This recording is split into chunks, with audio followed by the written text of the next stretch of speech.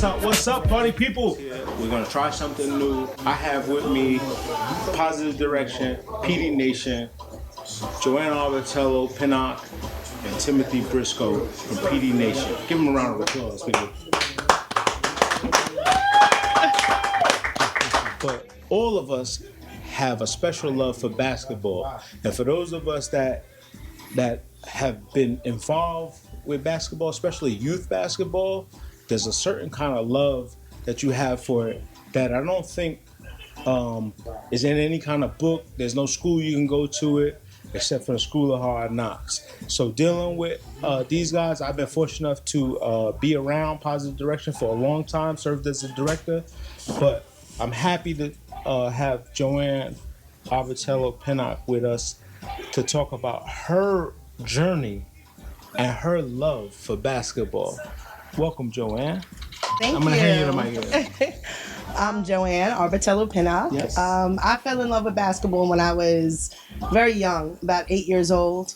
I started playing CYO, came up through the CYO, and high school, played at the Mary Lewis Academy, where I now presently coach. Okay. Went back to my alma mater. And I've been doing it ever since. I did not play in college. I went to St. John's University on an academic scholarship. Okay. And I started coaching when I was 19. Nice. So it's just something that I truly love to do. The competitiveness in me, the drive, the motivation, I love to do that every day. You wake up some days when you run a program and you think to yourself, is this really what I want to do? When you deal with parents and the players, but at the end of the day, it's just something inside of you. It's that fire, it's that passion. So I truly love coaching. So let's talk longevity. How long you been coaching? You've been 30 years. 30 years. And we are happy to be celebrating the 30th anniversary. Give a round of applause for that. Thank you. But in doing that, you had some help, especially from this guy right here. We Absolutely. have with us, my friend, my level one brother, aka Timothy Brisco, in the building. Old school. Positive Direction definitely wouldn't be what it is without Tim. Tim has done a tremendous job helping to build both the women's and the men's side. Mm-hmm. He actually was my coach at Mary Lewis with me. And he helped me build a program over there where we won championships. And then he also has built an outstanding boys side to our Positive Direction program. Yeah. Welcome, Tim. How you doing? Hey, Chado, what's going on? Nice to see you here. I'm blessed, man. I'm blessed. Good. Well, tell us your story. Okay, well, I started out in Brooklyn. Okay. From elementary to junior high school, not even playing basketball. Okay. Oh, I was playing Pop Warner football at first. Really? Yeah. Yeah, I see you got a little size on you. You look like you could play ball. Okay. All right. And then what happened is I had a tragedy in my family that migrated, my family out to Queens. Okay. And then that's when I started falling in love with basketball a little bit more. Nice. I went to August Martin High School. Okay. Played 4 years at August Martin. From August Martin, I went to St. Francis College, Division I, played 2 years there. Left St. Francis and went to New York Tech and played 2 years. From that point, I started playing a little pro-am basketball, playing in different tournaments and so forth and so on. What year were you in high school? Well, I'm in high school from 80s. No, Okay. 79 to 80, Okay. 83. How did you get into coaching? Well, my mentors made me, want to coach. Okay. Rest in peace, Gil Reynolds. I played for him when I was young. And he made me want to give back to the community. Nice. Besides himself, Mr. Barnett was another guy that inspired me to actually coach. And it was more than not just coaching, but just give back to the kids. Nice. That was my calling. And those guys got me involved, and I started coaching my son, and it just took off from there. I mean, my son was 10 years old, was coaching CYO, and then it just took off from that. So you just fell into it and it became natural. Absolutely. And I think that's kind of what Coach Joe said is that the natural calling just led itself. So obviously, 30 years ago, you never envisioned the program being what it is. Right. And there's a lot of misconceptions out there. There's a lot of mistruths. Yes. People think that positive direction, or they think the AAU circuit is the only circuit. And so tell us the difference between AAU and your type of program, which is... So it's a grassroots program. Grassroots, okay, great. So Positive Direction is a grassroots program where we enable any student athlete to excel. We take children from a young age and then build on that. Depending on where they're at as far as skill, they can go to a team, or we can continue to develop their game. But I feel like AAU is just a misconception where it's 3 letters that just took off. Yeah. So it's union, actually, right? it's a league that you can play in, but there's so many other leagues. So we play in some AAU tournaments.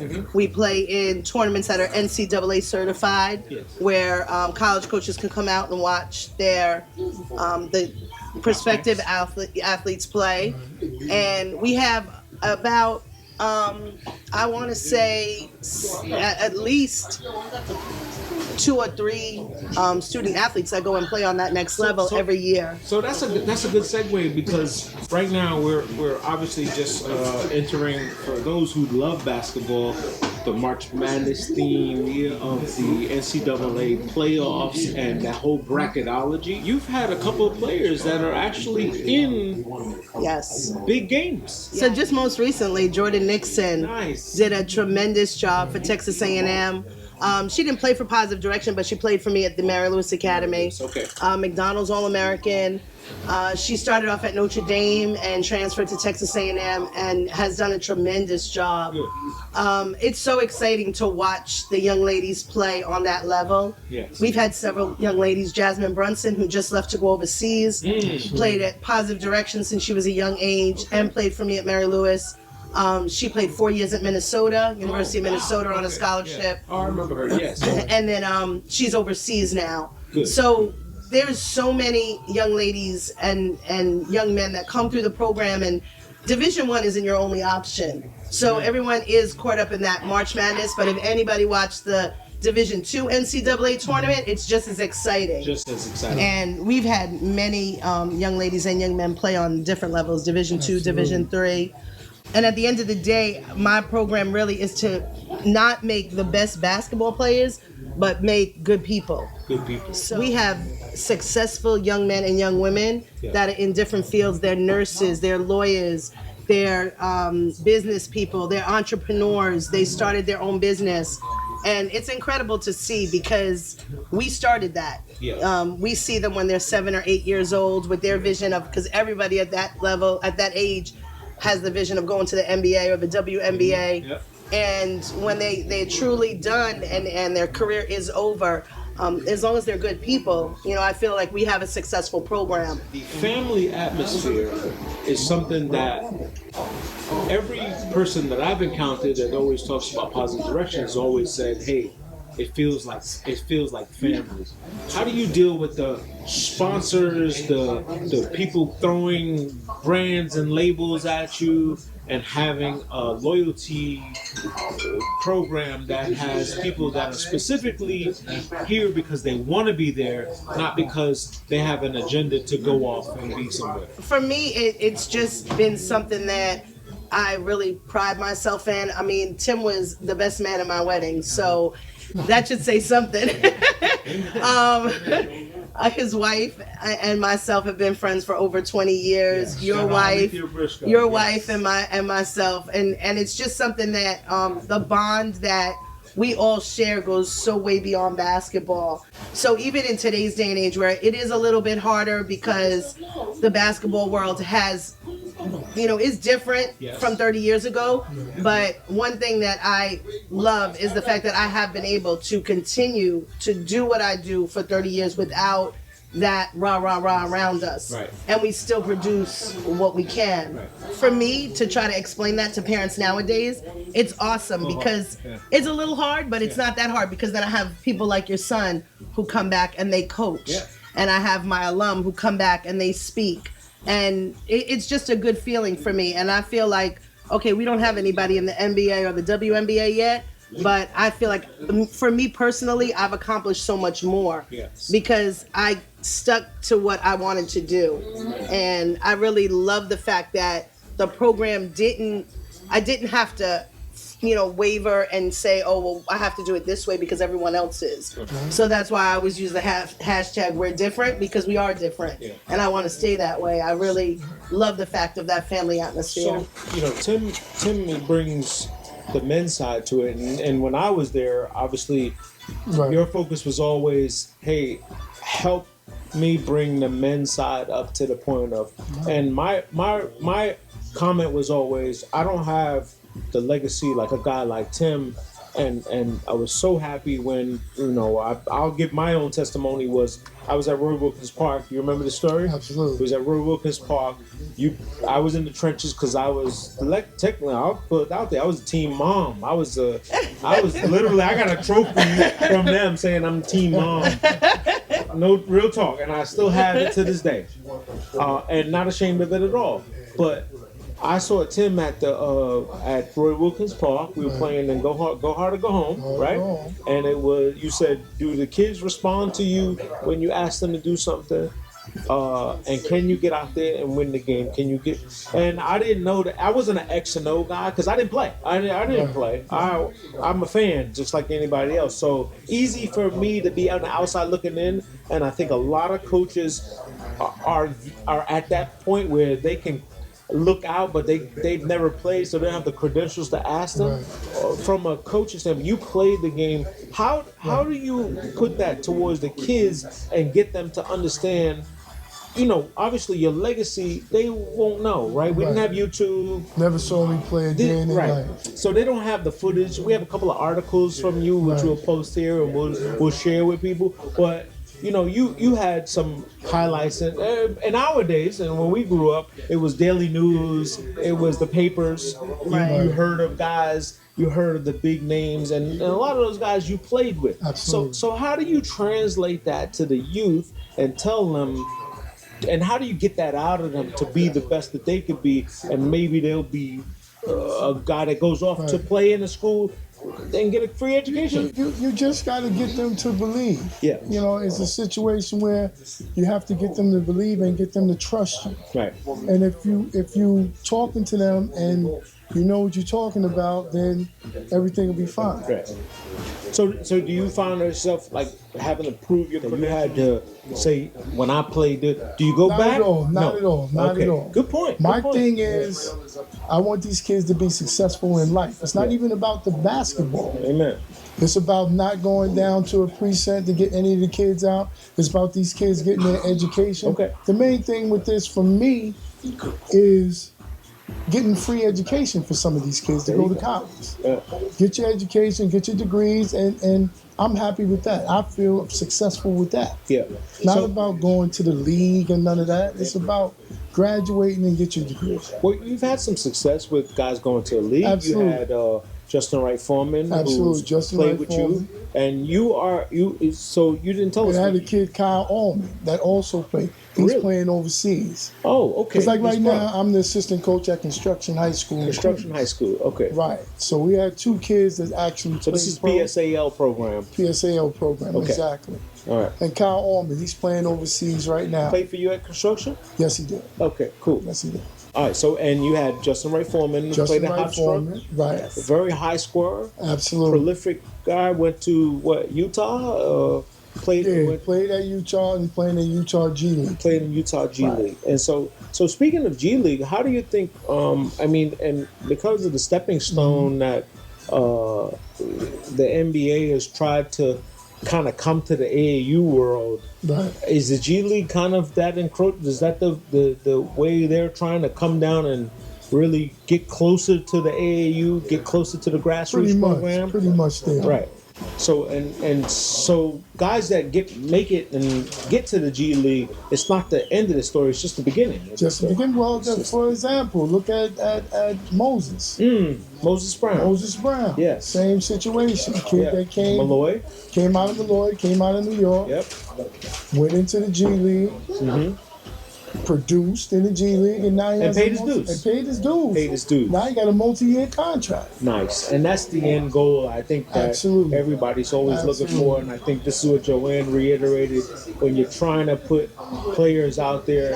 I feel like since the beginning, the agenda wasn't even set. It wasn't something that I planned, like, 30 years later, I would still be running a program. But, you know, to say that what you were just saying about, you know, Tim's credentials, I just had that conversation with my son because he coaches my son's team now.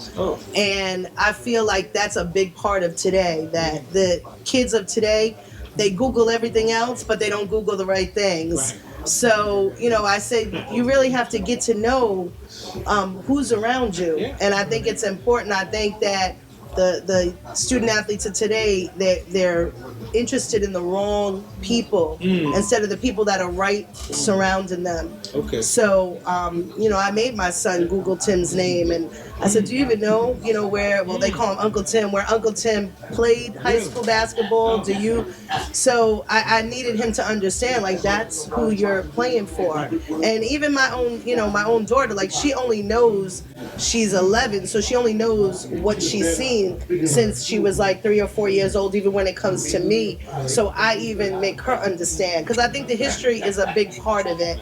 And even trying to explain that to some of the young ladies that I coach, and I'm sure Tim deals with it. History is a big thing. And I think that when we were growing up, because there was no social media, we did look up to athletes and think that, I want to be like Michael Jordan, or I want to be like Sue Bird, and nowadays I don't find that the young ladies and the young men do that. They think they're just as good as Michael Jordan, as Kobe, and, you know, at such a young age. So, and including my own children, you know, they think they're just as good as some of the really, really good players out there. So I think it's important that, you know, the kids know. The theme here has always been about, we started talking about the love of basketball. Who's your inspiration? Who's? And I know the answer. But we got to do this like we don't know. So who's your inspiration? Pat Summitt. There you go. Pat Summitt. From when I was a little girl, Pat Summitt was my inspiration. I just was so engrossed in everything that Pat Summitt did. And even now, like, I actually gave my daughter her book, and Josie read her book. Jen even read some of it. And it's just, you know, I feel like Pat really paved the way for women's basketball, along with a lot of other coaches, Vivian Stringer, even Dawn Stanley tonight. I mean, she's young, but she has done, like, so much for women's basketball. And I think it's important that, you know, the young ladies of today have someone to look up to. So Pat Summitt definitely was my idol. Tim? Back then, I want to say rest in peace, Gil Reynolds. Gil Reynolds. Okay. Gil Big Reynolds. inspiration for you? Big inspiration. Yeah. You mentioned him earlier, so tell us about your first interaction with him, what he did for you in your program. Well, I was young. I was young back then, coming up in Brooklyn, and was about to make the wrong turn. And this gentleman introduced me to basketball. And like I said, I look up to him as a mentor. Yeah. And he was a coach where? He was a coach of, like, we wouldn't call it an AAU program back then. Okay. But he coached Vanguard Oilers. Recreational? We played in tournaments, we traveled. We didn't travel out of state and none of that. Right. Everything was pretty much local. But, you know. So it's interesting that, you know, you went from a Pat Summitt to a Gil Reynolds to a local neighborhood. And that's kind of where Positive Direction, I think, fits in between that, from the highest level to the grassroots. Right. And I think that it gives that identity of a grassroots program. I think we just solved that riddle right now. What is a grassroots? Right? Where you could be the highest of a Pat Summitt, but you can go all the way down to a guy like Gil Reynolds that gives you those pointers and help you change your life around. Absolutely. So in doing so, and we're at a limited time, we're gonna, you know, really cap this because we can't we can't unpack all of this. Right, in Not one 30 show. years, Right. absolutely. No, not One 30 show. years. And we hope that you guys will keep tuning in. We're going to have more conversations like this. But this is all of us who are reflecting on our love of basketball. And I think you're going to like this. I think you're going to really like where we're going with this, because this is going to turn into a whole lot of open conversations. It's going to get a little intimate, going to get a little campy, going to get a little tearful. But all of us have a journey, and I think basketball saved a lot of lives. Absolutely. I know so many people that have said, if it wasn't for that ball, I would not be where I am. And that's a true testimony to us living in the world we live in now. We all have something to be thankful for. And I think the basketball doesn't get enough love. So we don't have one here, but I would love to have one here. We hug it and we just say thank you for basketball. So we want to say thank you, basketball. But I want to thank our guest here. I want to thank Joann, Arbitello, Pinnock, and I want to thank Tim Brisco for joining us. This is Loving Basketball, y'all. Holla. Thank you.